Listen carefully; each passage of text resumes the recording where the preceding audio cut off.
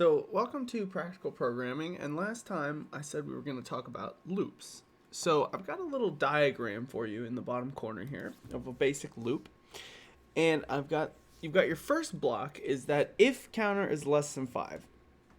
Okay, and so the general idea is if some condition is true, we're going to execute some code, we're going to iterate the condition, so we're going to add 1 to that counter, then we're going to check it again. And if it's still true, we're going to do that same code again. And then we're going to iterate the counter again. And we'll keep doing that until such time as the counter is greater than 5. And that condition is false. And once that condition is false, we're going to move on, right? We're going to do something else. And so if we're going to write this example in code, what that would look like is we'd have a counter. Counter equals 0, right? We want to start it at 0. Now, there's two kinds of loops in Python. There's a for loop and a while loop, right? So we're going to start with a while loop. While loop is actually the best kind of direct mapping of what you see in that diagram. So while counter is less than 5. So this is that if statement, right? So while the counter is less than 5, we want to print hello. Okay? And then we're going to do counter equals counter plus 1. Now, remember what I said. So this is going to keep going. It's going to run these two lines of code over and over and over again until this condition is not true. And then once it is true, and remember what I said, it's an indentation-based language. So if it's not indented, it's not part of the loop. So print move on. Okay. So if I run this, what we get, hello, hello, hello, hello, hello, 5 hellos, followed by move on. So essentially, we're repeating anything that's in this section indented until this condition is not true. And this code can contain anything. Right? I can put an if statement in here. If counter is 3, I want to print while the counter is 3. Right? So we run this. Look at that. So on the third counter, we have this if statement. We can also put other while loops in here. So let's imagine I have counter 2 equals 0. And then instead of this, I say while counter 2 is less than 5, I'm going to print I'm a loop in a loop. And I'm going to iterate counter 2. Okay. So now if I run this, look at that. While counter 2 is less than 5. Now, notice, this only ran one time. So it ran while this outer part. And so let me slow down and break this down because this can be a very complicated thought for a lot of people. So what happens is, you go into this loop, okay? And remember, we're going to run this code 5 times, right? Because we got while counter is less than 5. That means that this loop will run 5 times. At least it should. So we print hello, okay, and we iterate the counter. Then we enter this loop. Now this section in here, will also run 5 times. So this is going to run 5 times as well. Okay, but we're looking for counter 2 to be less than 5. So once counter 2 is 5, it's no longer less than 5. This immediately is false. So the next time we run this outer loop, it's called inner and outer, what happens is it prints hello, it iterates counter 1, and then it looks at counter 2, which is already 5, and stops, right? So how can we what if we want to make this one run every single time? Right? We want this inner loop to run 5 times every time. Well, we would take this counter 2 variable, and we want it to be 0 right before this loop, this inner loop. Right? And so now if I run this, we get a lot more. So we say, hello, I'm in a loop, I'm in a loop, I'm in a loop. Hello, I'm in a loop, I'm in a loop, I'm in a loop. Hello, hello, so on and so forth. So this one runs 5 times, and then all of this runs 5 times. So if we're to track, let's ask ourselves, how many times does this run?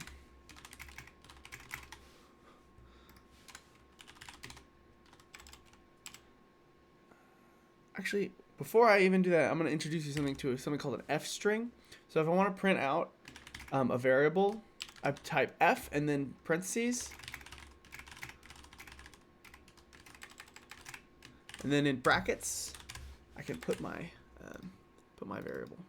So this is just a convenient way of printing out the sum, right? So, oh, you can't see that, can you? Let me shrink that down. There you go. So the number of times the code ran was sum, right? So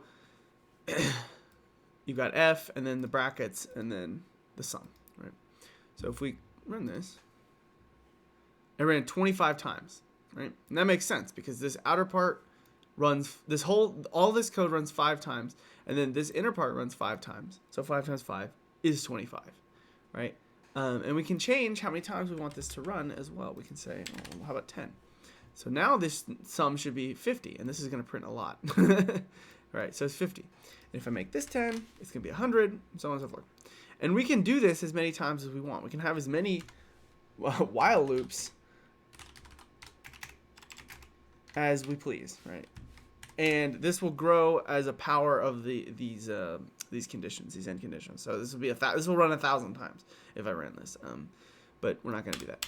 So that's a while loop, and that's pretty basic. Now the next thing is for loops, and for loops are a little more complicated to talk about. So these are pretty easy to understand. You're doing something until a condition is met, and you just keep doing it. Now I will warn you, there's no reason that this has to continue. So let's say I do this. What's going to happen here? Let's just think about this. Will move on ever get printed if I do this? Just think about that for a minute. So I'm going to run this, and let's just see what happens. It doesn't seem to be stopping. Something is going on. And this is called, and so I'm going to hit, if you're using PyCharm, this little red square, stop. Right? I interrupted it. I told it, please stop. This is called an infinite while loop, and this is a bug. This is a mistake. You don't want to do this. This while loop will run forever because I have said as long as the counter is greater than 1, keep iterating it. Well, the counter will always be greater than 1, so we have a problem. So if you ever have code that just continues to run and doesn't stop, you might have an infinite while loop. That covers most of while loops. So let's talk about for loops. So while loops run until a condition is met. For loops run until, let me remove this here. We don't need that anymore. For loops run through a set number of iterations, right? So I'll show you the most basic for loop first. And then I want to talk a little bit about an operator called the range operator in Python, which is a special operator. So let's say we have for I in range 10. Right? And this is why we got to talk about that range operator. Print I. Right? So this is very similar, except now instead of having a condition, we have a set number of things we're going to do. So when I say in range 10, a range is a special variable that's a type of object. If you remember from the variables video, I talked about objects and how there would be a whole separate video on them. There will be a separate video talking about objects, but for now you need to understand there's special data types that do special things. And so let's say I have a equals range 10. Okay, I can say for I in range, in a, right? I in a because a is range 10. Right? A range is a special variable in Python that is used in loops. It starts at 0, goes to the end, to the number that you specify, and does so in steps of 1. Right? You can think of this like a preset list of numbers. Now, I use the word list carefully because list is also a type of data structure in Python. And we're going to talk about lists when we talk about arrays, which will be the next video. But so we have a list here that goes from 0 to 10 essentially. So if I run this code and we print I, you can see here 0, 1, 2, 3, 4, 5, 6, 7, 8, 9. Now, you might wonder why didn't it go to 10? That's just a property of the range variable, it always goes up to the number you put in minus 1, right? So we're saying for I in range 10, and we're printing this out. So we're just defining how long we want to run this loop. And I can put anything into this loop, just like the while loop. It's no different. The only difference is, instead of a condition at the end, I am iterating through a thing, right? So I guess I will introduce lists here a little bit. So there are ways in Python of organizing data into groups. And so I will show you, for the purposes of understanding the for loop, the most basic of lists. So let's say I have my list equals, and you're going to use the bracket operators. So 2 brackets. And I'm going to do 1, 2, 5. Okay. So I've got this list of numbers, and let's say I print the list, and I get rid of this for loop. So I've got this list of numbers, right? And this doesn't have to be numbers. It can be, let's say I have a grocery list, right? Apples. So all I have to do is put quotes, type the word, banana, and a comma. A comma has to separate them all. You'll get an error if you don't include the comma. Right? So I can have all kinds of lists, right? It's just me organizing different variables together, right? You can have a for loop that goes through a list, and it will bring out each element of the list. So if I do this, see, I was 1, 2, and then 5. If I change this to grocery list, I is apples, banana, and pie. So a for loop, you have to either have a list or a range, or much more interesting than those two, an array, in order to go through a for loop. And all it does is it picks out each entry in the list and sets them to this variable. So it's always the syntax, and let me show you how to comment. So a comment in Python is basically a line that doesn't run. It's a way of leaving comments to people who are looking. So you use the pound sign, and so it's essentially for thing in list of things, right? And every time the loop runs, it picks out a thing in that list of things. Okay? And that's the basic syntax. But there's a more advanced one for index of thing, comma, thing in enum list of things. Let me double check. I think it's enum. You might have to write it out. No, it's enum. No, it's enumerate. You have to type enumerate, not enum. Enumerate.